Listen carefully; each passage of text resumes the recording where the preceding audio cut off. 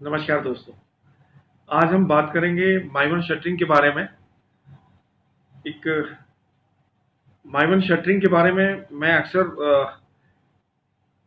Different different जो YouTubers हैं उनकी वीडियो मैंने देखी हैं। और एक यूट्यूबर जो थे उनका नाम है मोस्ट प्रॉब्ली इंफॉर्मेटिव समथिंग कुछ करके उनका नाम था। तो वो कह रहे थे माइमन के बारे में कि अगर माइमन शटरिंग में मान लो कोई सैनिटरी जीआई पाइप लीकेज कर जाता है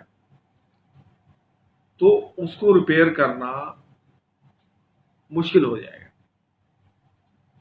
उसको रिपेयर करना क्यों मुश्किल हो जाएगा, वो इसके बारे में जो तर्क दे रहे थे कि ये कंक्रीट से बना है और सरिये से बना है, तो उसको फिर हम जो है आइडेंटिफाई नहीं कर पाएंगे और तोड़ना जो है वो मुश्किल हो जाएगा।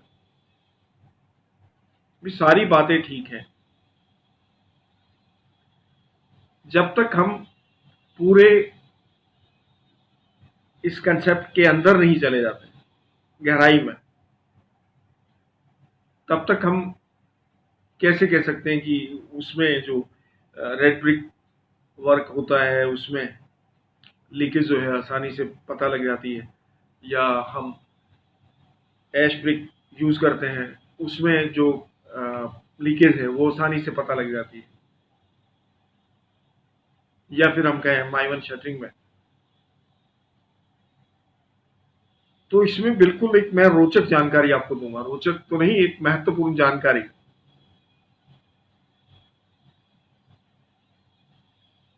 कि जब हम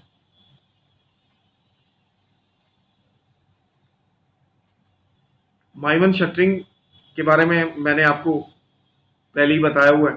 अगर आपने मेरा वीडियो नहीं देखा है तो इसका लिंक जो है मैं आपको डिस्क्रिप्शन में डाल दूंगा, तो वहां से आप जाके ये वीडियो देख सकते हैं।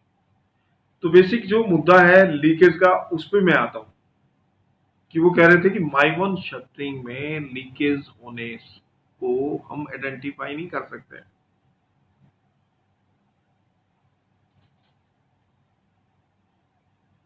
तो पहले मैं आपको ये बताऊंगा, एक प्रोजेक्ट में ले चलूंगा और आपको ये बताऊंगा कि वहां जो जब शटरिंग उतरती है तो उसमें आप क्लियर जो है देखेंगे। तो उसके बाद जो जीआई का फिटिंग का वर्क है वो कैसे होता है वो मैं आपको बताऊंगा। उससे आपको पता लग जाएगा, दूध का दूध जो है, पानी का पानी आपके सामने हो जाएगा। माई शटरिंग में आप जैसे कि आप सामने देख रहे हैं, इसमें ऑलरेडी जो प्लम्बिंग से रिलेटेड पाइप है उसका जो है वो ऑलरेडी पाइप के लिए जो झिरी होती है वो लगा दी जाती है। ये आप स्पष्ट सामने आपको दिख रहा है। और इलेक्ट्रिक पाइप की फिटिंग भी एज इट इज़ इसमें हो जाती है।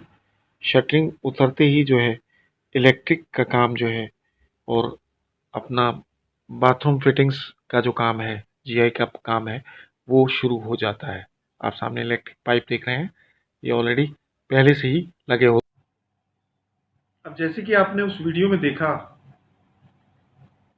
कि उसमें ऑलरेडी जो थी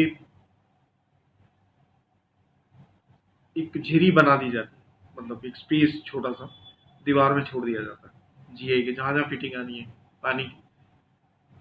जीआई फिटिंग गैल्वनाइज्ड आयरन आजकल यूज नहीं होता, आजकल तो पीवीसी यूज होता है। तो मोस्ट प्रोबेबली हम इसको अपनी कॉमन जो लैंग्वेज है उसमें जीआई फिटिंग बोल देते हैं। पर ये जो है आजकल इसमें प्लास्टिक का यूज होता है, सिंपल प्लास्टिक की फिटिंग यूज होती है। अब ये जो सेम अगर आप देखते हैं, मैं एक सिंपल आपको उदाहरण दूंगा।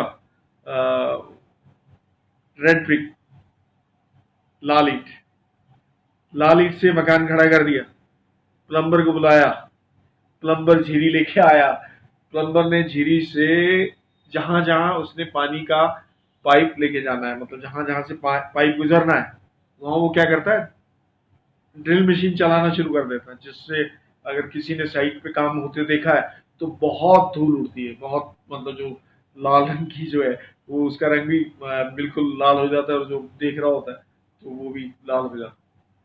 कितनी मेहनत का काम है कि बनी हुई दीवार, जो पक्की दीवार है, उसके अंदर पहले तो क्या करते थे, छेनी से वो बनाते थे, जब तक ड्रिल मशीन नहीं आई, कि वो लोग छेनी हथौड़ा लेते थे, फिर वो उसमें ईंट के लिए स्पेस पाइप के लिए वो खोदते, जीरी बनाते चलते थे, उसके बाद जो है फिटिंग करते थे, पानी की फिटिंग करते थे। क्योंकि मैंने आपको पहले बता दिया कि माइवन टेक्नोलॉजी एक एडवांस टेक्नोलॉजी है। इसमें हमें कोई ड्रिल मशीन, कोई हथौड़ी नहीं लगानी। ऑलरेडी इलेक्ट्रिसिटी के जो पाइप्स है उसके लिए स्पेस बना हुआ होगा, इसीलिए कम समय लगता है, कम लेबर लगती है, हर चीज का नक्शा तैयार है। पानी का पाइप कहाँ से जाएगा, बिजली का स्विच कहाँ होना है, ट्यूबलाइट कहाँ लगनी है, पावर प्लग कहाँ लगना है, एसी कहाँ लगना है। और अगर हम कोई लग्जरी प्रोजेक्ट लें तो उसमें एसी जो है, एक नॉर्मल सी बात है, एसी की फिटिंग भी वो पहले से ही करके देते हैं। तो ये सब चीजें पहले से ही होती हैं। अब मेन मुद्दा आऊंगा कि झिरी एक तो ऑलरेडी बन के आई, एक दीवार बनने के बाद हम लोगों ने बना दी,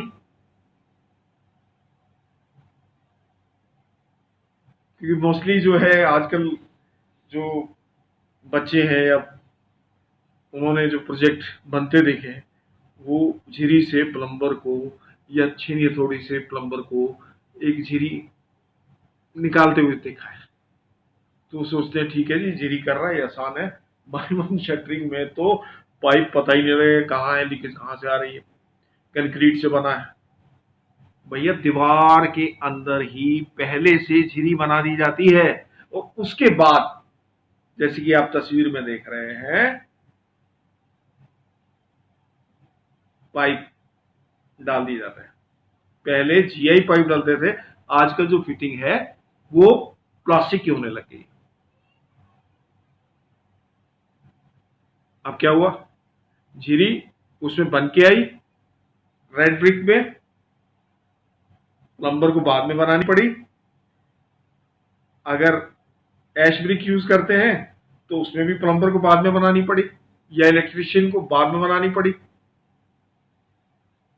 एसीसी ब्लॉक यूज करते हैं तो उसमें भी वो ड्रिल मशीन से जो वो क्या कहते हैं अपनी, वो कटर वाली मशीन आती है जिससे पत्थर कटता है, तो उससे वो झिरी निकालते हैं। हर केस में चाहे रेड ब्रिक हो चाहे वो, आजकल छेनी थोड़े का काम नहीं रह गया, नहीं तो बहुत मेहनत का काम था जी, पहले झिरी लगाओ देन उसमें पाइप डालो, बहुत मेहनत का काम था, बहुत समय लगता था फिटिंग करने के लिए। तो अब तो ये समय और भी, माइमन टेक्नोलॉजी आ गई, समय और भी बदल गया।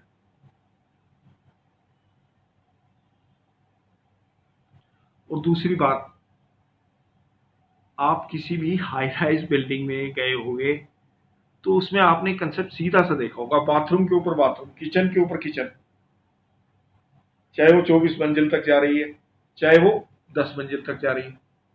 मतलब तो आप देखते हो कि बाथरूम के ऊपर बाथरूम, किचन के ऊपर किचन। और बाथरूम मोस्टली आप देखते होंगे हाई राइज बिल्डिंग में या किचन में, वहां पे फॉल सीलिंग होती है। और भैया फॉल सीलिंग किस लिए होती है, वो इसीलिए होती है कि इन केस अगर कोई लीकेज होती है तो उसको हम आइडेंटिफाई कर सकें, हमें मतलब कि फर्श नहीं तोड़ना पड़े। हम जैसे सपोज 702 में लीकेज आई ऊपर से, तो वो 802 अगर उसके ऊपर है 8वीं मंजिल पे, तो उस फ्लैट के ऊपर जाएंगे,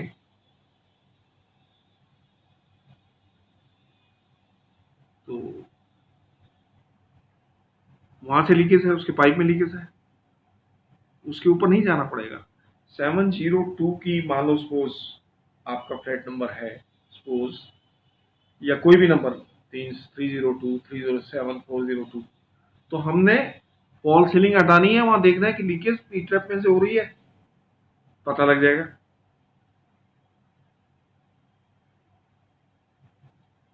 पर जीआई फिटिंग जो हम करते हैं या प्लास्टिक की फिटिंग जो करते हैं, तो उसमें तो ऑलरेडी तीनों केसेस में या चारों केसेस में, चाहे हम उसमें रेड ब्रिक से काम कर लें या माइवन से काम कर लें, या फिर माइवन से काम हुआ हो, या एसीसी ब्लॉक लगे हो, या एश ब्रिक यूज कर रखी हो, तो बाथरूम में टाइल्स लग जाती हैं।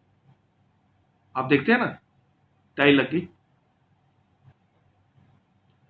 तो हमें एक सावधानी ये बरतनी है। क्या देखना है सावधानी, ये हम सावधानी रखें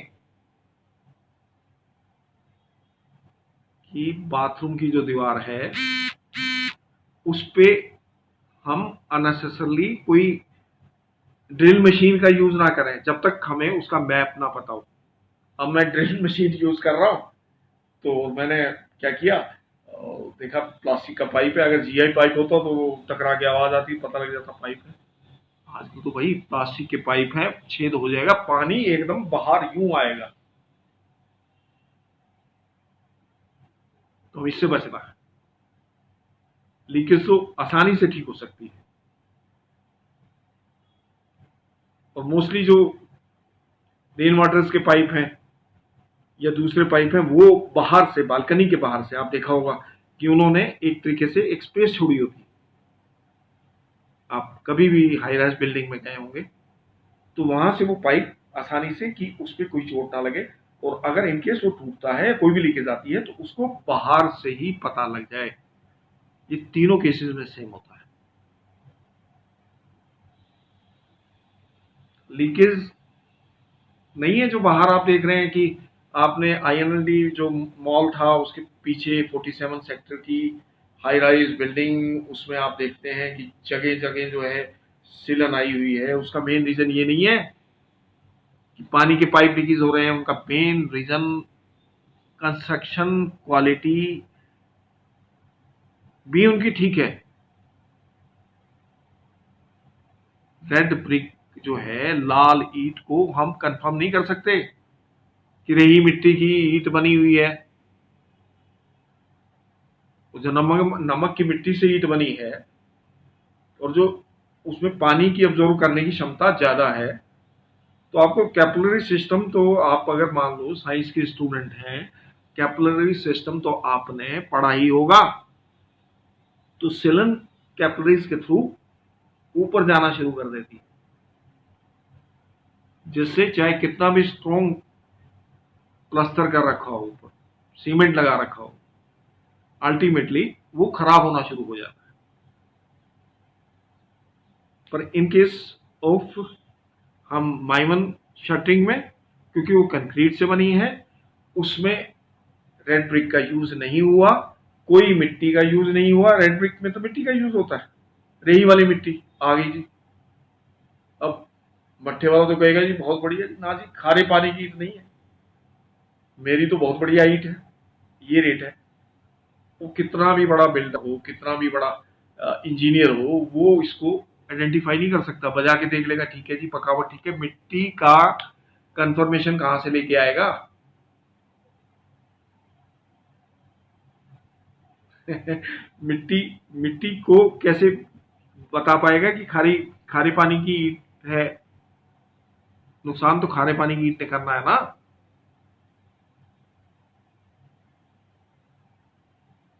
इसी के सोल्यूशन के लिए जो ईंट लेके आए थे, फ्राई ऐश जो ईंट है वो लेके आए, या जो ईंट अभी एसीसी ब्लॉक यूज कर रहे हैं वो, इसमें जो सिलन के चांसेस ना के बराबर है, होते ही नहीं है। भैया फिटिंग में कहीं कमी आ गई वो आइडेंटिफाई हो जाएगी, चाहे वो किसी भी शटरिंग चाहे हमने ट्रेडिशनल शटरिंग यूज कर रखी है या बाइमन कर रखी है, हमें पता लग जाएगा। मेरे चैनल को सब्सक्राइब करें, लाइक करें, शेयर करें। मैं ऐसे रोचक वीडियो आपके साथ लाता रहूंगा।